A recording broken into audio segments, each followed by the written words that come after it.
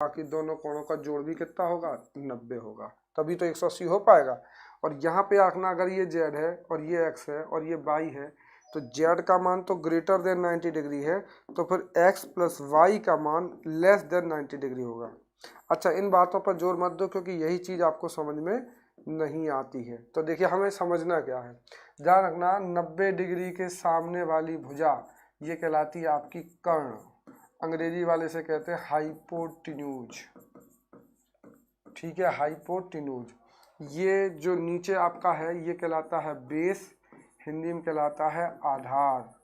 और इधर जो आपके सामने अलग कलर से या इधर से लिख देता हूँ, ये कहलाता है आपका लंब, माने कि अंग्रेजी वाले से कहते हैं परपेंडिकुलर। क्या कहलाता है, परपेंडिकुलर। तो यहाँ पे एक ट्रिक बनती है और वो ट्रिक है हाई ब्लड प्रेशर, ठीक है, हाई ब्लड प्रेशर। तो यहाँ से एक फॉर्मूला बनता है एच स्क्वायर बराबर बेस का स्क्वायर प्लस पी का स्क्वायर। मैं ऐसे लिखूंगा P square plus B square बराबर एच स्क्वायर, ठीक है। इसको लेकर एक चीज़ बनती है, उसे समझ लो, शायद मुझे लगता है वहाँ जगह होगी। तो जैसे याद ना, जैसे ये P है, ये आपका B है और ये आपका H है, तो इनके ट्रिपलेट बनते हैं। क्या बनते हैं, ट्रिपलेट। क्वेश्चन आते हैं बहुत सारे, जैसे मान लीजिए कि यहाँ क्वेश्चन, चलिए इसे मैं आगे ही समझा देता हूँ एक नई स्लाइड लेके, कि जैसे मान लीजिए कि यहाँ पे आपका ये है आपका राइट एंगल ट्राइंगल, ये है H, ये है बेस और ये है आपका P। पता है आपको ये हिंदी में कर्ण है, ये हिंदी में आधार है और ये हिंदी में लंब है। क्वेश्चन कैसे आते हैं, जैसे आ गया मान लीजिए कि भैया ये 5 है और ये 4 है, तो बताओ बेस कितना होगा। तो इसका आंसर आप कैसे निकालोगे, A, B और C से। तो फॉर्मूला होता है भैया पता ही है आपको, P square plus B square बराबर क्या होता है, ये मैं नीचे लिखा देता हूँ। तो फॉर्मूला तो होता है P square plus B square बराबर H स्क्वायर। H का मान है आपका 5 का स्क्वायर, B का मान है आपका 4 स्क्वायर, मान लो ये P का स्क्वायर ही है, पता तो है नहीं तो P स्क्वायर है। P स्क्वायर बराबर क्या हो जाएगा, P स्क्वायर प्लस 16 बराबर 25। फाइनली P स्क्वायर बराबर 25 माइनस 16 माने P स्क्वायर बराबर आएगा 9। फाइनली P का मान आ जाएगा 3 और इस तरीके से यहाँ आंसर आएगा 3। अब देखिए मैंने कितनी गधा पचीसी करी, तब जाके मेरा क्या आया, आंसर आया। अब अगर हम यहाँ एक काम करें कि यार कुछ फॉर्मूले मतलब कुछ ट्रिपलेट होते हैं, मतलब ऐसी 3 संख्याओं का संयोजन होता है जिसमें शुरुआत की 2 जोड़ोगे तो वो तीसरी मिलेगी। और एक खास बात कि किसी भी त्रिभुज में तीसरी जो भुजा कर्ण होती है वो हमेशा सबसे बड़ी होती है। तो जैसे मैं कुछ नाम यहाँ आपको लिखवा देता हूँ और आप इन्हें रट लो, ये कहलाते हैं पाइथागोरियन। देखिए पिछले साल इसी का क्वेश्चन आया था, मैं हर साल पढ़ाता हूँ उसे और यही आपका फंस जाएगा। तो ये मैं जो अभी पढ़ा रहा हूँ वो है पाइथागोरियन ट्राइंगल, सॉरी ट्राइंगल नहीं, एक मिनट में मिटा दूँ, इसे कहते हैं ट्रिपलेट। तो ये है, अरे ये रहा आपका ट्रिपलेट। चलिए तो P अगर मान लो 3 हो, ये बेस 4 हो, तो ये H कितना होता है 5। ऐसे याद रखना, अगर 3 के बाद 5 हो P तो ये होता है 12 और ये होता है 13। ऐसे याद रखना कि 7 हो तो 24 होता है और 25 होता है। ऐसे याद रखना 8 के साथ 15 आता है और 17 आता है। ऐसे याद रखना 20 के साथ 21 आता है और 29 आता है। चलो एक कोई चेक करते हैं ना, ये मैं थोड़ा सा इसको सेलेक्ट कर लेता हूँ और ये जो बकवास लिखी हुई है इसे हटा देता हूँ। चलो इधर आ जाओ, आ तो रहा है, छोटा भी कर देते हैं और इसे यहाँ ले आते हैं, ठीक है। अब इसे चलो प्रूव करके देखते हैं ना। ये तो मैंने समझा रहा था, ये आपके ट्रिपलेट है, आप जरूर इन्हें याद कर लेना 1 2 3 4 5। अब देखो याद होंगे कि नहीं होंगे, समझ में आएंगे कि नहीं आएंगे, इस चीज़ को देखते हैं। देखो बहुत सारे ट्रिपलेट होते हैं, कोई ये 5 ही नहीं है, लेकिन एग्जाम में हमेशा यही पाइथागोरियन ट्रिपलेट अधिकतर बार पूछे जाते हैं और ये ट्रिक का काम करते हैं सवालों को सॉल्व करने पर। जैसे कोई एक चेक करते हैं हम, तो सपोज करिए मैं ये वाला चेक करता हूँ, 7 का स्क्वायर कितना होता है 49, 24 का स्क्वायर आपका जहाँ तक 576 होता है। चेक कर लें, 4 चौको 16, 4 दूनी 8 दूनी 16, 1 7, 2 दूनी 4, बिल्कुल सही हूँ मैं। और 625 जरा जोड़ो, 9 6 15 की 5 हाथ से लगी 1, 7 4 11 12 की 2 हाथ से लगी 1, 5 और 1 6, तो ये ट्रू हो रहा है। ऐसे देखो 55 25 12 12 में 144, 13 13 में 169, तो देखो 5 4 9, 14 और 2 16। इसको देख लो, 3 त्रिका 9, 4 चौका 16, 55 25, 9 और 16 कितना होता है 25। इसे देख लो, 8 8 64, 15 15 225, 17 17 289, मैच कर रहा है क्या? 5 4 9 22 और 6 28। ऐसे देखोगे तो ये होता है 400, ये होता है 441, और ये कितना होता है भैया आपको ही पता है 841।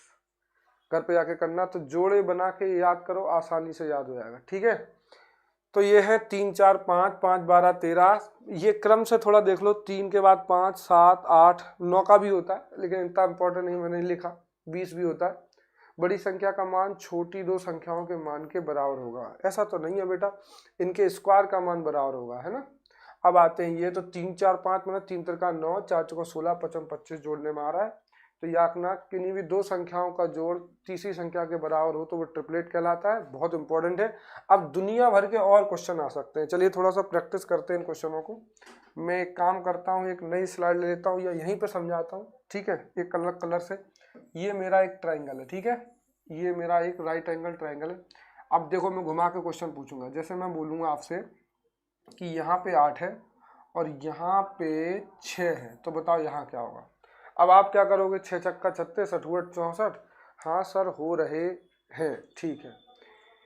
तो यहाँ पे 8 और 6 छक्का 36 जोड़ोगे, फिर 64 और 36 जोड़ के 100 आएगा, फिर अंडर रूट लोगे 10 आएगा। अब देखो क्या करो, याद रखना, अधिकतर बार जो एग्जाम में आएगा इन्हीं 6 ट्रिपलेटों में से आएगा। तो आपका काम ये होगा कि जब भी इस तरीके से आए तो आप इन्हें सिंप्लीफाइड कर लिया करो। मतलब ये 6 8 मत समझो, इन्हें काट के देखो। ये क्या हो जाएगा 3, ये क्या हो जाएगा 4, तो 3 और 4 के साथ क्या आता है 5। अब ध्यान रखना, हमें तो पूछा इसका दुगना है ना, 3 का दुगना 6 है, 4 का दुगना 8 है, तो 5 का दुगना क्या हो जाएगा। तो भैया आप क्या करो, 5 लिखने के बाद जो भी इसका रिलेशन है वो लिख दो, 5 दूनी 10। आई होप कि आपको थोड़ा बहुत समझ में आ रहा होगा। बहुत अच्छा आंसर भी आ रहे हैं बच्चे, देखिए लास्ट क्लास तक देख भी रहे हैं। चलिए ये समझ में आ गया। चलिए एक और क्वेश्चन ले लेते हैं कि जैसे मान लो, अब थोड़ा सा कठिन देता हूँ। मान लीजिए यहाँ पे 30 है और यहाँ पे आपका, सॉरी यहाँ पे आपका 30 नहीं है, यहाँ पे आपका 30 है और यहाँ पे आपका 34 है। तो बताओ यहाँ पे क्या होगा, जल्दी बताइए। और मुझे लगता बनेगा। अब देखिए, अब हम करने बैठे हैं तो 34 का स्क्वायर 30 का स्क्वायर क्या हमें याद होंगे, लेकिन ध्यान से देखो क्या कुछ इनमें कॉमन है, और उसी के आधार पर करके दिखाओ। जल्दी से बताओ क्या होगा। पी का मान, ये पी रहा आपके सामने। बहुत आते हैं क्वेश्चन, समझ गए सर, तिवारी जी कह रहे हैं। जल्दी बताओ रेट्स तिवारी, मैं आपका वेट कर रहा हूँ। पी का मान बताइए आप। यस सर, ये अच्छे से समझ आ गया।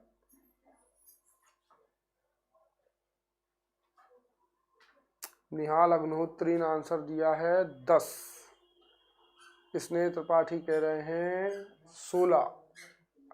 अर्जुन कह रहे हैं 15 17। बिल्कुल स्नेह त्रिपाठी सही है, सबसे पहले आंसर आया। रविकांत का भी आया, तो ये आंसर है आपका। पी का मान होगा यहाँ 16। कैसे समझ में आया, देखो ये 17 दूनी 34 है और ये 15 दूनी 30 है, तो ये वाला ही तो ट्रिपलेट आपके सामने है। और अगर हिसाब से देखो तो यहाँ पे 17 का दुगना 34 है, 15 का दुगना 30 है, तो 8 का ही दुगना क्या होगा 16। तो अगर आपको ये ट्रिपलेट याद हो जाएंगे ना बेटा, तो बहुत ज़्यादा काम क्या हो जाएगा, आसान। हिमानी भी देख रही हैं, आज के टेस्ट की हिमानी टॉपर रही हैं, काफ़ी अच्छे नंबर थे। ऐश्वर्या 16 है और अंजना भी 16 है, ठीक है। तो मुझे लगता है कि हम पाइथागोरस ट्रिपलेट या ट्रायंगल भी देख चुके। अब देखें क्या बचा है यार। अगर हम देखें तो हम ट्रायंगल तो सारा समझ ही चुके हैं, समबाहुभुज वगैरह सब कुछ समझ चुके हैं, और ये समद्विबाहु, अच्छा अधिक कोण त्रिभुज भी हम समझ ही चुके हैं ना भैया। ये आपके सामने जो अधिक कोण त्रिभुज आपके सामने दिख रहा है, इसमें एक ही खासियत है, कोई भी एक कोण 90 डिग्री के ऊपर होगा तो बाकी दो कोण 90 डिग्री से क्या होंगे, छोटे।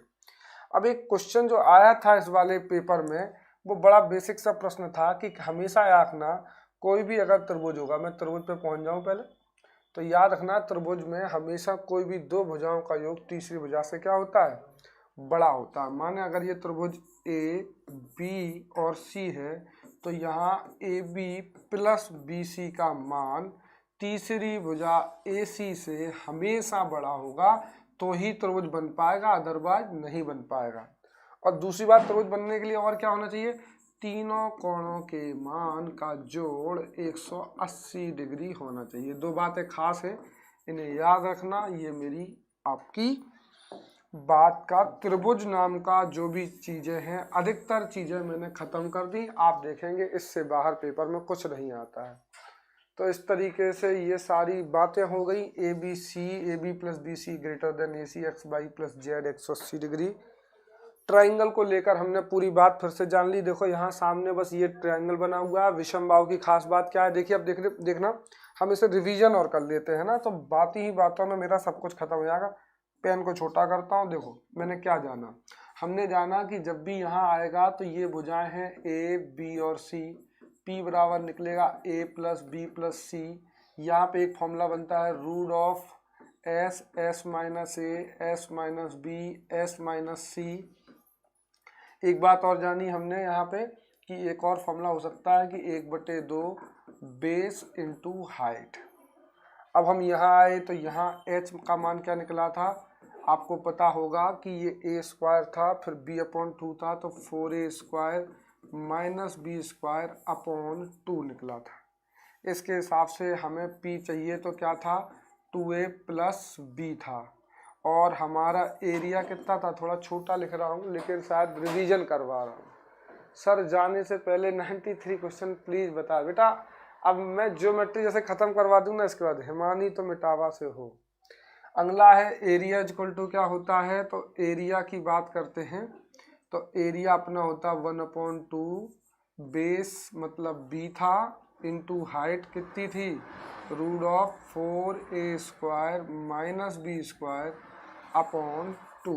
ये सब हमने पढ़ा था समद्विबाहु में। इसको देखा था तो p इक्वल टू कितना था, 3a। याद रखना ये बहुत इंपॉर्टेंट है, ये वाला बॉक्स। आपको कुछ ना समझ में आओ तो आप इतना बॉक्स याद कर लेना। h कितना था, रूट 3/2 इंटू ए, और एरिया था रूट 3/4 ए स्क्वायर। तो ये हो गया आपका ट्राइंगल। आई होप कि आपको समबाहु त्रिभुज समझ में आ गया होगा। न्यून कोण समकोण में कुछ खास नहीं, बस याद रखना ये कहलाती है आपकी कर्ण h, ये कहलाता है आधार बेस, और ये कहलाता है आपका लंब P। खास बात क्या है, इसके ट्रिपलेट 3 4 5 5 12, 3 4 5 के बाद 5 12 13, फिर इसके बाद है 7 24 25, और इसके बाद क्या है 1 2 3 4 में क्या था 8 15 17, और एक और बताया था मैंने 5, वो था 20 21 29। इतने याद कर लेना ट्रिपलेट, तो आपका काम हो जाएगा। सर जी क्लास कितने बजे होती है, कब बताएंगे आप, पेपर में आने वाला सर, अब टाइम नहीं है। तो ये जो बेटा मैं बता रहा हूँ बस अभी तो समझा रहा हूँ, और जो मैं बोल दूँगा वही सब पेपर में आता है। बाकी कोई पेपर मेरे पास थोड़ी ना आ जाता है कि जो मैं बताऊँगा वो पेपर में, बाकी जो अनुभव है वही तो आएगा। तो भुजा के आधार पर ये ट्रायंगल हो गया। आप तो ऐसे कल मुझे ये क्लेम करवा दो कि मेरे पास पेपर आता है, पेपर नहीं आता है, अनुभव के आधार पर बताते हैं वो आ जाता है। अब आगे बात करते हैं। तो समबाहु त्रिभुज समझ में आ गया। समबाहु त्रिभुज के बाद कोण के आधार पर न्यून कोण, समकोण और अधिक कोण समझ में आ गया। अब मुझे लगता है कि लेक्चर हो जाएगा ओवर। अब बहुत इंपॉर्टेंट चीज़ है चतुर्भुज। तो देखो एक खास बात पहले देख लेते हैं, चाहे आप आगे ही क्लास में स्टार्ट करेंगे, और ये क्लास भी कुछ आधा घंटे की रहेगी, लेकिन रहेगी बड़ी बिंदास, आपको अच्छी भी लगेगी। और ये ज़्यादा नहीं है सर, मैराथन करा दीजिए बेटा, उससे बात बनेगी नहीं, क्योंकि मैथ है। जब तक आप पीछे की चीज़ नहीं क्लियर करेंगे तो आगे फिर दिक्कत होगी। बस थोड़ा सा दिक्कत है, ज्योमेट्री टफ है। बाकी नंबर सिस्टम जब पढ़ाएंगे तो इतना भी जरूरत नहीं पड़ेगी। बस मुझे डिविजिबिलिटी रूल्स एचसीएफ एलसीएम पढ़ाना है। थोड़ी मेरी आदत ही है कि मुझे ऐसा लगता है कि जल्दबाजी में, देखिए कल मैंने बहुभुज पढ़ा था, वही बहुभुज मैंने आज 2 मिनट में ख़त्म करवा दिया। तो वास्तव में देखूं तो मैथ तो मेरी 1 घंटे में ही ख़त्म हो जाएगी, लेकिन बात ये है ना कि 1 घंटे में मेरी तो ख़त्म हो जाएगी, लेकिन तुम्हें तो कुछ पल्ले पड़े। तो अभी जो वीडियो बना रहा हूँ वो सारे ऐसे हैं कि अगर आप इन वीडियो को प्रॉपर तरीके से देखोगे, बार बार समझोगे, आपको हर एक चीज़ अच्छे से समझ में आएगी, कोई चीज़ रटनी नहीं पड़ेगी। आप खुद देख रहे होंगे मैंने हर एक चीज़ को क्या किया है, निकाल के दिखाया है कि कैसे। और याद रखना ये सिर्फ इसलिए नहीं बताया कि इतना मैं वो कर रहा हूँ, अगर आप एक बार ये चीज़ सीख गए तो क्वेश्चन भी इन्हीं प्रक्रियाओं से बनते हैं और समझ में आते हैं। तो पीयूष कह रहे हैं ये टफ है, ये सर जो वो क्वेश्चन नहीं समझ में आया था। नहीं सर जी वो क्वेश्चन नहीं समझ में आता। कौन सा सर? 93 वाला? बेटा वो तो बता ही देंगे, क्यों परेशान। आगे अब हम देखेंगे ये चतुर्भुज वाली कहानी। तो इस चतुर्भुज वाली कहानी को देखते हैं। कल मैं क्या करूँगा, 2-3 वीडियो डाल दूंगा। संस्कृत के इंपॉर्टेंट टॉपिक पढ़ा दो सर, एक वीक रह गया है। अब मैं क्या करूँगा, एक स्पेशल सीरीज चलाऊँगा। आप मुझे बताना कमेंट बॉक्स में आफ्टर द लेक्चर कि मैं क्या करूँगा, 1, 2 या 3 घंटे का संस्कृत मैराथन वीडियो डाल दूँगा। इसमें वो सारी चीज़ें मैं कवर कर दूँगा जो पुराने पेपरों में आई हैं, और लेकिन स्पीड में रहेंगी। ऐसी एक मैं हिंदी मैराथन वीडियो डाल दूँगा, और इसमें मैं आपको बता दूंगा वो सारी चीज़ें जो आपकी पुराने पेपरों में आई हैं। तीसरी चीज़ मैं साइको का वीडियो डाल दूंगा, मनोविज्ञान का मैराथन वीडियो, और इस तरीके से मनोविज्ञान भी खत्म हो जाएगी। ध्यान रखना 2 घंटे से ज़्यादा का नहीं। तो कितने बजे क्लास शुरू होती है बेटा? मैथ की ये क्लास शुरू होती है रात को 9 बज के, वैसे तो 9 ही बजे है, अधिकतर बात 5, 10 या 15 तक स्टार्ट हो जाता है। ठीक है, रोज मैथ की क्लास लगती है और ये जरूर चलेगी, है ना। और आप विश्वास करिए, अगर आप ये वीडियो देख रहे हैं ना तो आपको 8 से 10, मैं अभी बोल रहा हूँ, आप पेपर में ये सब चीज़ें देखेंगे।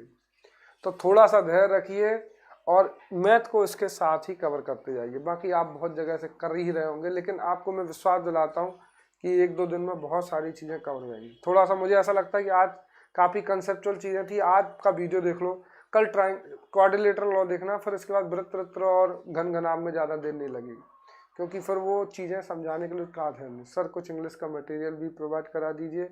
बिल्कुल रविकांत, इंग्लिश का मटेरियल भी प्रोवाइड हो जाएगा। Okay sir, thank you. तो ठीक है गाइज, दिस इज जो भी क्लास थी ये मेरी तरफ से कंप्लीट होती है, और अब हम कल मिलेंगे, या हो सकता है दोपहर में मिलें, जब भी मिल सकता हूँ। ठीक है, तो चलिए tata bye bye from my side. जो भी आपको अच्छा लगे बुरा लगे इसे ज़रूर बताते रहिएगा। नीलेश मुझे लगता है लेट आई हैं। Thank you sir ji, good night, bye bye सभी को। Very good night to all of you, have a nice night.